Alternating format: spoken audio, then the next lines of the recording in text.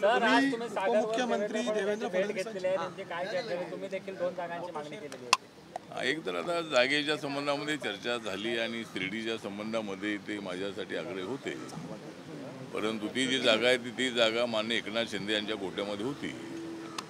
माननीय सदाशिव लोखंडे त्या ठिकाणी सिटिंग खासदार होते आणि त्यामुळे त्यांचा फारच आग्रह होता की ज्या सिटिंग जागा आहेत त्यात आम्हाला मिळाल्या पाहिजे. आम्ही इकडे आलेलो आहोत आणि ज्यांच्या भरोश्यावर मी आलेलो आहे त्यांना तिकीट देणं अत्यंत आवश्यक असल्यामुळं शिर्डीची जागा काही आपल्याला सुटू शकली नाही आणि त्यामुळं मग आम्ही मागणी केलेली आहे की जर जागा मिळत नसतील आता तर आपल्याला केंद्रामध्ये कॅबिनेट मंत्रिपद मिळालं पाहिजे, त्याचबरोबर राज्यामध्ये एक मंत्रिपद मिळालं पाहिजे, एक विधान परिषद मिळाली पाहिजे, येणाऱ्या ज्या निवडणुका आहेत विधानसभेच्या त्यामध्ये 8-10 जागा तरी आम्हाला मिळाल्या पाहिजे आणि जी महामंडळं आहेत त्याची 2 चेअरमनपदं, त्यानंतर काय उपाध्यक्षपदं, काय सदस्य DPDC, तर अशा पद्धतीच्या मागण्या केलेल्या आहेत आणि त्यांनी सगळ्या मागण्या मान्य केलेल्या आहे की आपल्यासाठी केंद्रामध्ये माननीय नरेंद्र मोदी यांच्याशी बोलून, अमित शहा यांच्याशी बोलून आपल्या कॅबिनेट मंत्रिपदासाठी नक्की मी प्रयत्न करेन असं त्याने आपल्याला आश्वासन दिलेलं आहे. आणि त्यामुळं रिपब्लिकन पक्ष जो आहे, रिपब्लिकन पक्षाच्या समोर जो महायुतीचा पर्याय आहे, NDAचा पर्याय आहे, तो पर्याय आमच्या समोर आहे आणि त्यामुळे गेल्या अनेक वर्षांमध्ये 10 वर्षांमध्ये जी कामं झालेली आहेत, बाबासाहेबांची स्मारकं पूर्ण झालेली आहेत, संविधानाला मजबूत करण्याचा प्रयत्न सुरू आहे आणि अशा सर्व कारणांमुळं आम्ही NDA सोबतच राहणार आहोत, महाराष्ट्रामध्ये महायुतीसोबतच राहणार आहोत. एखादी जागा मिळाली असती तर बरं झालं असतं आणि त्यांच्यासमोर आम्ही हे सांगितलं की मला ईशान्य मुंबई दिली असती तरी मी लढू शकलो असतो, परंतु आता त्यांचे निर्णय सगळे झालेले आहेत. त्यामुळं आम्ही आता कॅबिनेट मंत्रिपदाचा आग्रह केलेला आहे आणि ते नक्की आपण देण्याचा प्रयत्न करू असा विश्वास त्यांनी आपल्याला दिलेला आहे. बाकीच्या सगळ्या मागण्या मान्य आहेत असे त्यांनी सांगितलेलं आहे.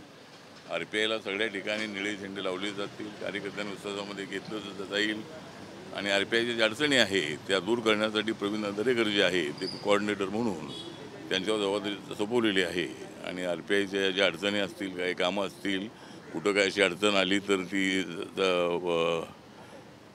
सॉल्व्ह करण्यासाठी प्रवीण दरेकर यांच्यावर जबाबदारी सोपवण्यात आलेली आहे. 2 पक्ष आल्यामुळे तुम्हाला तुमच्या मागणीवर पाणी सोडावं लागलंय का? अजितदादा आणि एकनाथ शिंदे आल्यामुळे तुम्हाला आता पाणी सोडावं लागतं असं वाटतं? तर आता हे 2 पक्ष आल्यामुळं पाणी सोडावं लागत नाही आहे. म्हणजे पाणी सोडलं तरी पाणी आम्ही अडवणारे लोक आहोत, पाणी सगळं वाहून जाणार नाही याची काळजी आम्ही घेत असतो.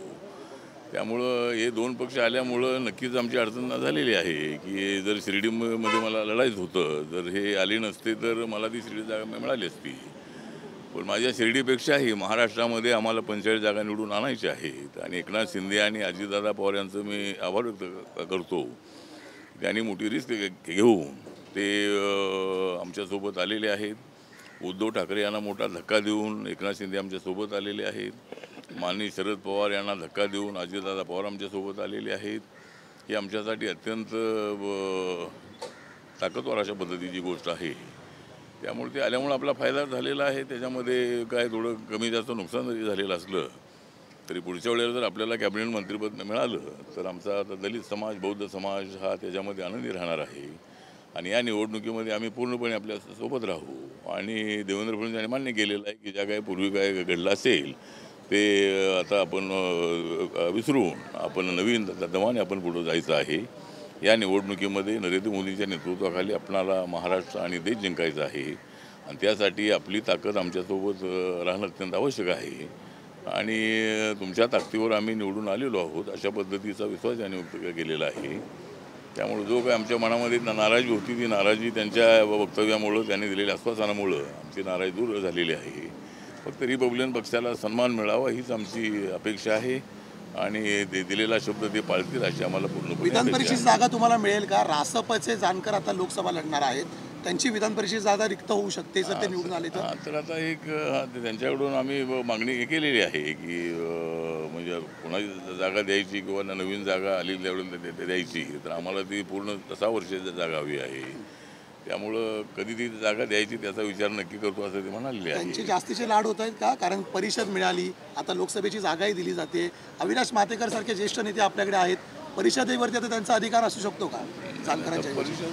परिषद जी आहे त्याला जानकर हे आमचे एक मित्रच आहे, त्यांना परभणीत जागा मिळालेली आहे. त्यांचा मला फोन आला होता, मी त्यांना फोन करून त्यांचं मी अभिनंदन केलेलं आहे आणि त्यांच्या प्रचाराला मी जाणार आहे. आता ते मध्यंतरी शरद पवारांना भेटून आले होते, त्यामुळं देवेंद्र फडणवीस हे हुशार राजकारणी आहे, त्यामुळं त्यांनी जाऊ नये म्हणून त्यांच्यासाठी परभणी जागा सोडण्यात आली. जर मी कदाचित शरद पवारांना भेटून आलो असतो तर कदाचित मला एक जागा सुटली असती, परंतु मी काही त्याचा प्रयत्न केला नाही, कारण मी प्रामाणिक माणूस आहे. मी ज्यांच्यासोबत जातो त्यांच्याशी प्रामाणिकपणे राहायचं ही माझी भूमिका असते आणि त्यामुळं मी काय असे डावपेच मी केले नाही.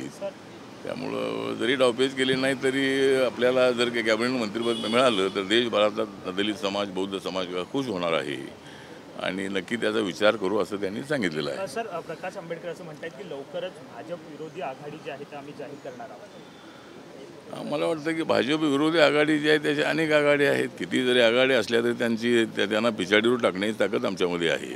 जरी आघाड्या अशा किती जरी आल्या तरी मोदी एवढे स्ट्रॉंग प्रधानमंत्री आहेत की अनेक आघाड्यांना पाठीमागं टाकून आम्हाला पुढं जायचं आहे. आणि सध्या इंडिया आघाडीच एक आहे, बाकीची दुसरी आघाडी माननीय प्रकाश आंबेडकर बनवू शकतात.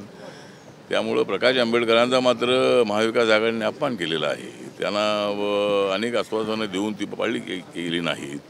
शिवसेनेने त्यांच्यासोबत सुरुवातीला युती केली, पण त्यांना एकदम बाजूला टाकण्याचा प्रयत्न केलेला आहे.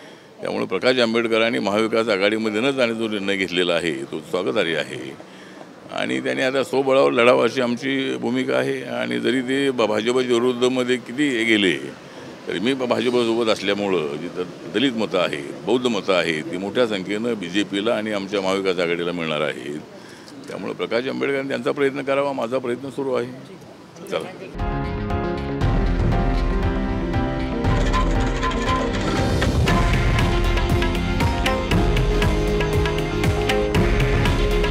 हे आहे देशातील नंबर 1 न्यूज नेटवर्क आणि आपण पाहत आहात TV9 मराठी.